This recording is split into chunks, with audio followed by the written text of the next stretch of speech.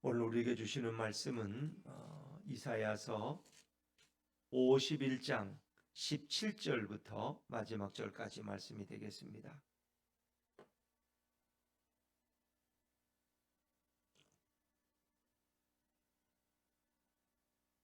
구약성경 1031쪽 이사야서 51장 17절부터 23절까지 말씀입니다. 저와 여러분이 한 절씩 교독하십니다. 여호와의 손에서 그의 분노의 잔을 마신 예루살렘이여 깰지어다 깰지어다 일어설지어다. 내가 이미 비틀거름치게 하는 큰 잔을 마셔 다 비웠도다. 내가 낳은 모든 아들 중에 너를 인도할 자가 없고 내가 양육한 모든 아들 중에 그 손으로 너를 이끌 자도 없도다. 이 두 가지 일이 내게 닥쳤으니 누가 너를 위하여 슬퍼하랴. 곧 황폐와 멸망이요 기근과 칼이라. 누가 너를 위로하랴. 내 아들들이 곤비하여 그물에 걸린 영양같이 온 거리 모퉁이에 누웠으니 그들에게 여호와의 분노와 내 하나님의 견책이 가득하도다. 그러므로 너 곤고하며 포도주가 아니라도 취한 자여 이 말을 들으라. 내 주 여호와 그의 백성의 억울함을 풀어주시는 내 하나님이 이같이 말씀하시되 보라 내가 비틀거름치게 하는 잔 곧 나의 분노의 큰 잔을 내 손에서 거두어서 내가 다시는 마시지 못하게 하고 그 잔을 23절을 같이 읽습니다.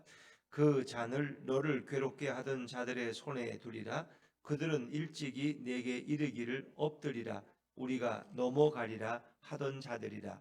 너를 넘어가려는 그들에게 내가 내 허리를 땅과 같게 길거리와 같게 하였느니라 하시니라. 아멘. 할렐루야. 네, 이 새벽에 나오신 여러분 위에 주님의 평화가 함께 하시기를 간절히 바랍니다. 자, 이사야 51장 마지막 부분도 계속해서 이스라엘이 처한 상황을 말씀해 주시고 그리고 그런 처한 고통의 상황 가운데서 하나님이 어떻게 그들을 구원하시는가를 설명해 주고 있습니다. 특별히 17절부터 20절까지는 하나님의 진노에 마신 잔을 하나님의 진노의 잔을 마신 이스라엘의 고통과 황폐됨을 우리에게 먼저 말씀해 주고 있죠. 자, 우리 17절 말씀으로 다시 돌아가서 17절을 다시 읽습니다. 시작. 여호와의 손에서 그의 분노의 잔을 마신 예루살렘이여 깰지어다 깰지어다 일어설지어다. 내가 이미 비틀거름치게 하는 큰 잔을 마셔 다 비웠도다. 큰 잔을 마셔 다 비웠어요. 진노의 잔을 이미 다 마셨다는 거예요. 이제 어찌 보면 복역의 때가 이제 다 지나가게 된다는 거죠. 하나님이 이스라엘 백성을 징계하는 그것을 뭐라 그래요? 분노의 잔, 진노의 잔이라는 거예요. 하나님의 진노가 있는 그 잔을 마셨다. 이 독배라고 하죠. 독배. 이걸 누가 마실 것이냐, 이 독배를. 그 독배를 마시면 죽는 거죠. 어찌 보면은 이스라엘 백성에게 하나님의 진노의 잔을 마셨다는 표현으로 그들의 고통과 아픔을 설명하는 것입니다. 그것은 징계의 시기라고 말할 수 있겠죠. 그래서 이제 그들에게 이사야는 뭘 깰지어다 깰지어다 일어설지어다. 다시 말하면 하나의 비유적인 의미죠. 술에 취해서 진노의 잔을 마시고 아주 이렇게 취해서 정신을 못 차리는 이제 그들에게 너희가 이제 정신을 차리라. 이제 깰 때가 되었다는 거예요.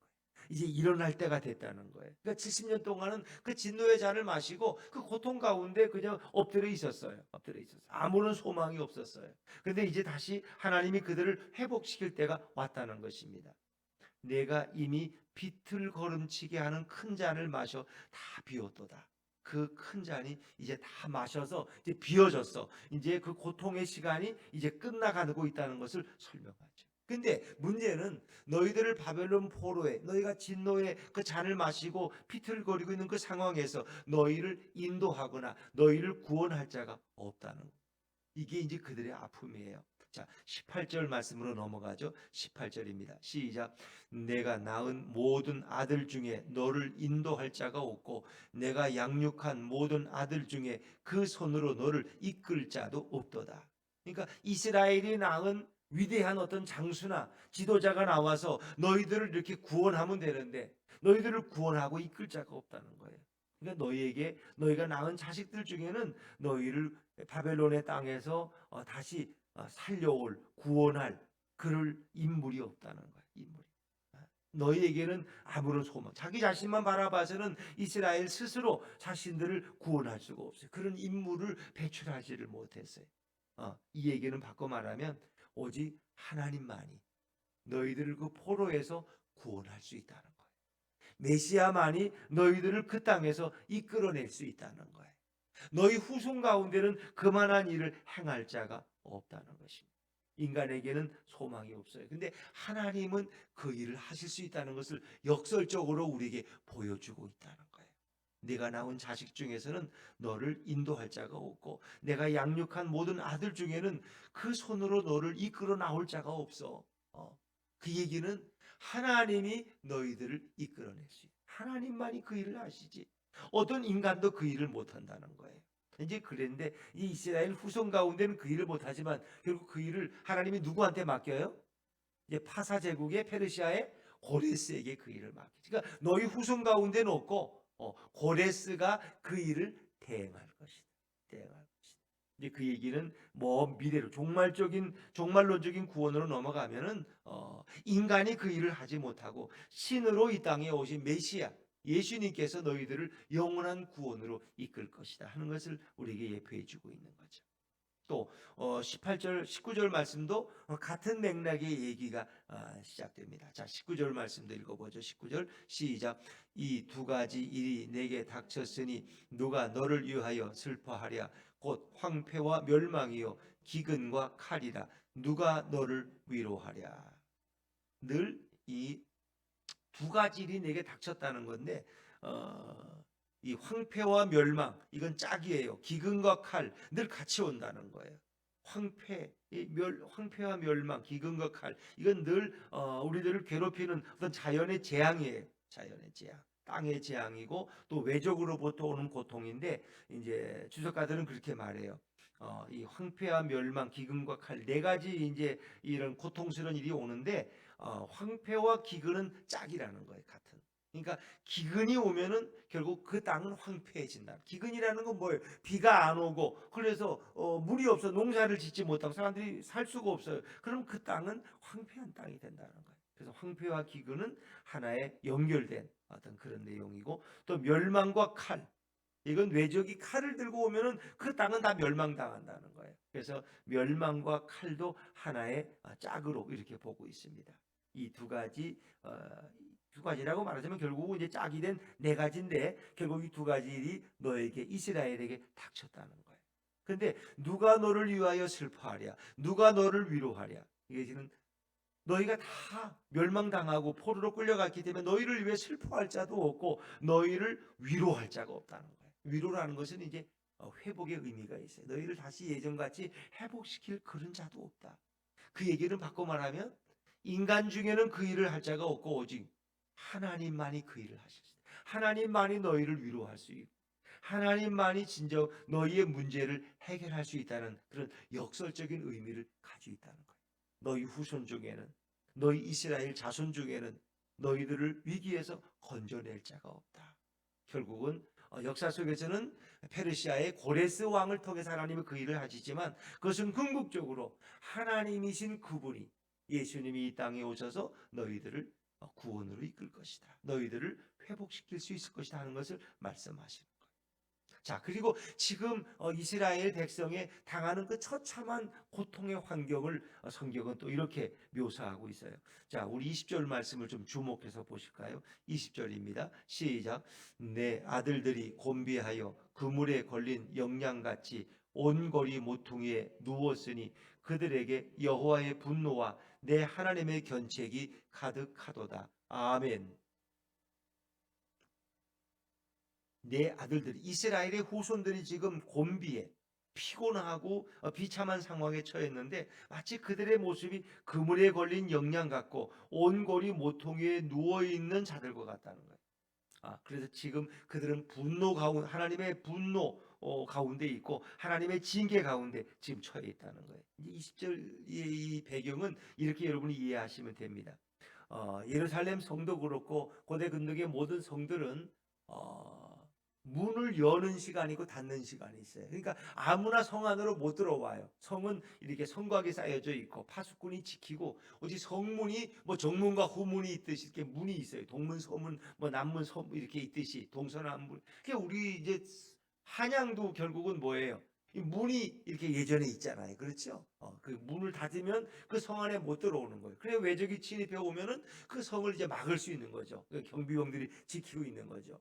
자, 그런데 이 성문이라는 것은 낮에는 열려요. 아침이 되면 사람들이 이제 농사지러 나가고 성 밖에 땅이 있으니까 농사지러 나가고 뭐 어디 이렇게 장사하러 나가고 그럴 때는 문이 열려요. 근데 저녁 몇 시가 되면은 문을 닫아요. 밤에는 갑자기 도둑이 쳐들어오면은 그 자다가 감당할 수 없잖아요. 그러니까 문을 다 닫아요. 그때는. 그때는.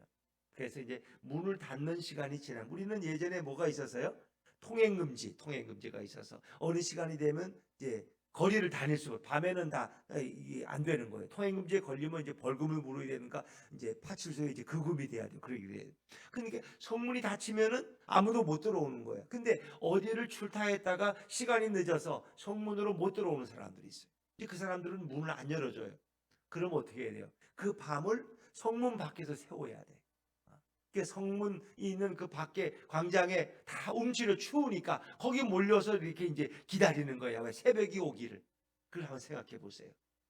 그러니까 자기 가족에게 가지도 못하고 성문 안에 들어가 먹을 것도 있는데 그걸 가지도 못하고 성문 밖에서 추우며 떨면서도 문을 열어주지 않아요. 그러니까 아침까지 기다려야 돼. 아침 새벽종 치는 시간까지 기다려야 돼. 이제 그 모습이 마치 뭐냐? 그물에 걸린 영양의 모습. 영양이라는 건 양을 얘기하는 거예요. 그물에 걸린 양은 꼼짝 못하고 비참한 모습이잖아요. 마치 성문이 열리질 않아서 성문이 이미 닫혔기 때문에 그 밤을 새우면서 기다리고 추위에 떠는 그들의 비참한 모습. 그게 그물에 걸린 영양의 모습이에요. 또 그것을 뭐라고 표현하느냐? 온거리 모퉁이에 누웠으니. 그러니까 성문 밖 사거리에 그들이 다 거기 누워 있는 거야. 잠은 자야 되는데 어떻게 해요? 그 밤을 새울 수는 없고. 그래서 이리저리 누고 서로 기대고 추우니까 이게 누워 있는 모습들. 이것이 바로 비참한 지금 바벨론 포로로 가 있는 이스라엘의 처참한 모습이에요. 그것이 바로 여호와의 분노의 잔이 임한 것이고 하나님의 징계가 지금 가득해 임한 모습이 바로 그런 모습이다. 이 성문만 지나가면 우리 집에 갈 수 있는데 우리 집이 성문 바로 옆에 있는데 그래도 들어갈 수가 없는 거예요. 왜? 성문이 이미 닫혔기 때문에. 그래서 이제 그 시대에 외적으로부터의 침입을 방지한 도둑에 들어오는 걸 막기 위해서 밤에는 출입을 금지시켰다는 거죠. 그래야 성 안에 평화가 오고 성 안에 안전이 오는 거예요. 이제. 그런데 지금 마치 그런 모습으로 성문이 열리지 않아서 성문 밖에서 밤을 지새우는 그 비참함과 처참함을 설명하고 이게 이스라엘이 처한 비참한 모습이고 징계당하는 모습이에요. 자, 그런데 하나님께서는 이제 그들에게 희망을 말씀하시는 거예요. 내 말을 들으라는 거예요. 자, 21절 말씀으로 넘어가죠. 21절 시작. 그러므로 너 곤고하며 포도주가 아니라도 취한 자여 이 말을 들으라. 내 말을 들으라는 거예요. 너희는 지금 공고해. 피곤하고 아주 지쳐 있어. 근데 포도주가 없이도 취한 자들이야. 그들은 왜? 그들이 포도주를 먹어 지금 취해 있는 게 아니라 하나님의 진노의 잔을 마셨기 때문에 그들이 지금 취해 쓰러지고 있는 모습. 실제 포도주를 먹고 취한 게 아니라 하나님의 진노의 잔을 마시고 그들이 지금 고난 가운데 다 쓰러져 있다는 얘기죠. 내 말을 들으라. 바로 고통 가운데 있는 자들은 하나님의 음성에 귀를 기울이라는 거예요. 내 말을 들으라. 내 말에 소망이 있고 내 말에 회복이 있다는. 그래서 앞에도 여러 번 나왔죠. 그 말씀이 여호와의 말씀을 들으라. 내게 귀를 기울이라. 그 말씀이 계속. 왜? 그들이 지금까지 그 하나님의 말씀에 귀를 기울이지 않았기 때문에 오늘 이 고통 가운데 징계의 잔을 마시는 비참한 백성이 되었다는. 이게 내 말을 들으라는 거예요.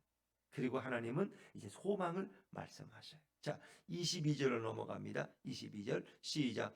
내 주 여호와 그의 백성의 억울함을 풀어주시는 내 하나님이 이같이 말씀하시되 보라 내가 비틀거름치게 하는 잔 곧 나의 분노의 큰 잔을 내 손에서 거두어서 내가 다시는 마시지 못하게 하고. 아멘.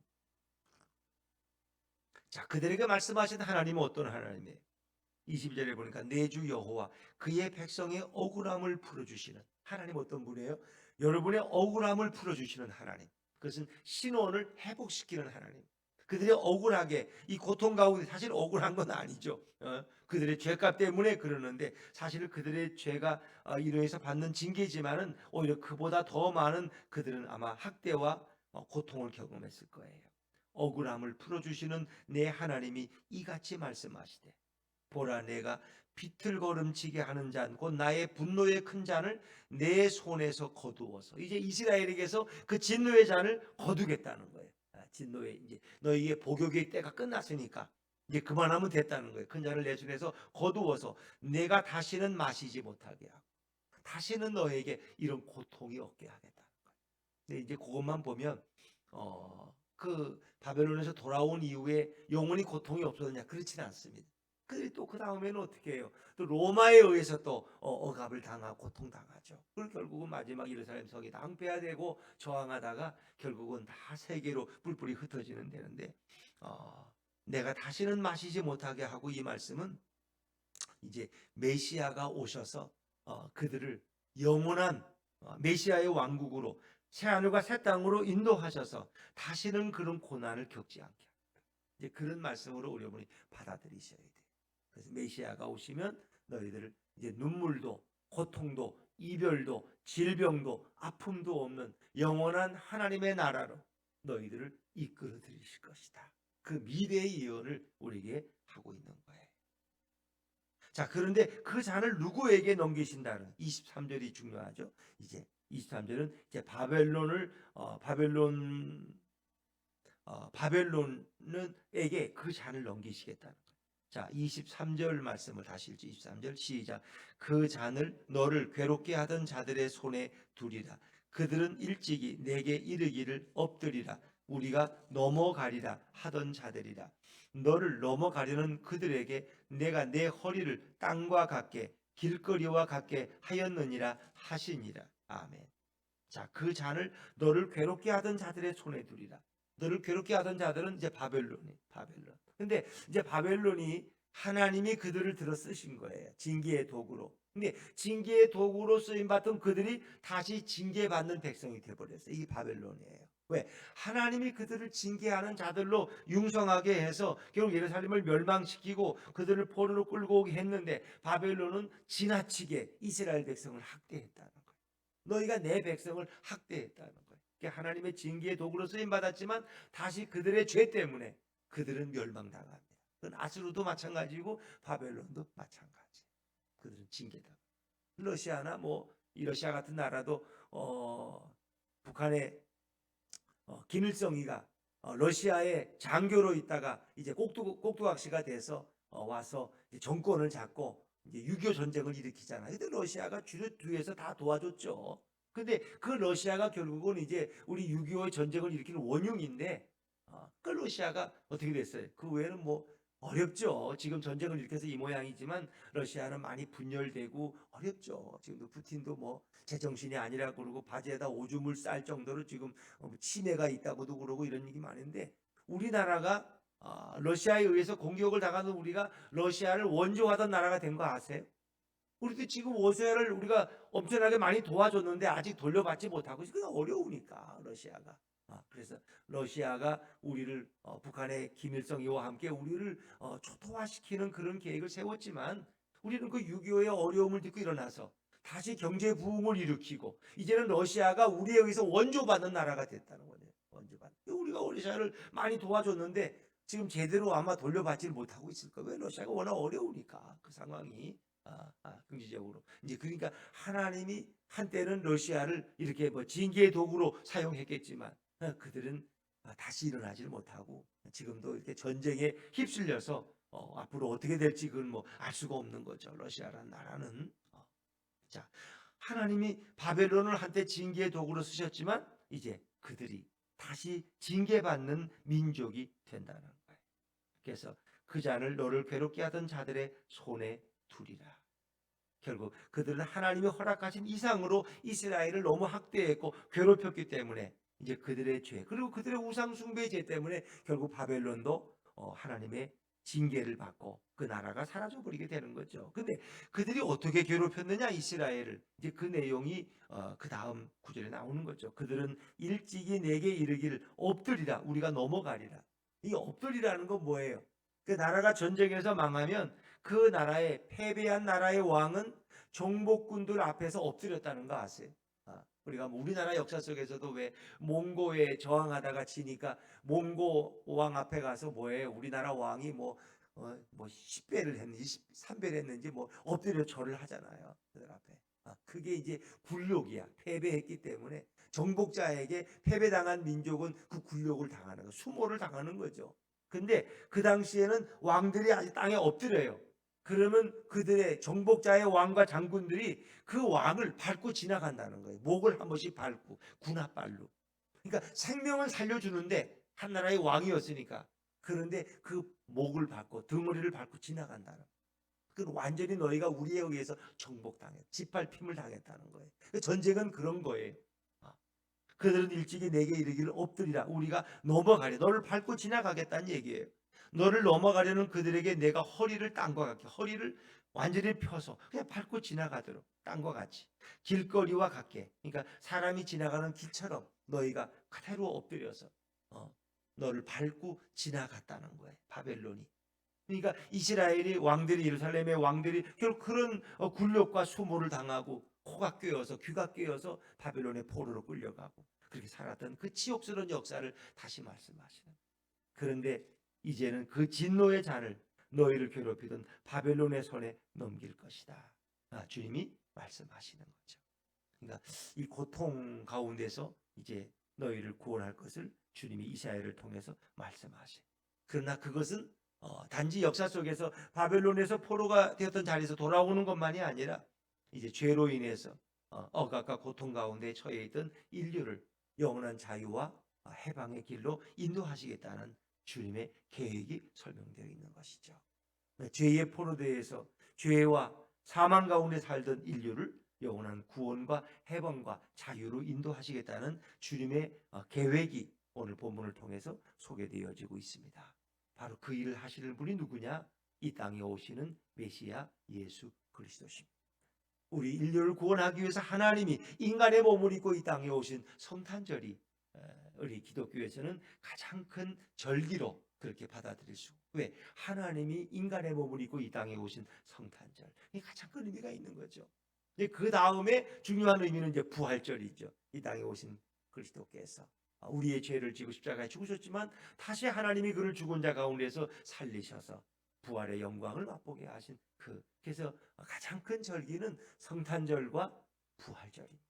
그러나 이제 역사 속에서 우리가 성탄절을 더 크게 또 그것이 이렇게 연말에 이게 명절 개념으로 발전해서 그런데 이번 성탄절은 이제 공교롭게도 공휴일이 아니고 주일과 겹쳐서 이제 사람들이 좀 기대감은 좀 멀어지지만은 뭐 그런 거 상관없이 하나님이 이 땅에 오신 우리를 구원하러 오신 그 의미는 굉장히 큰 것이죠.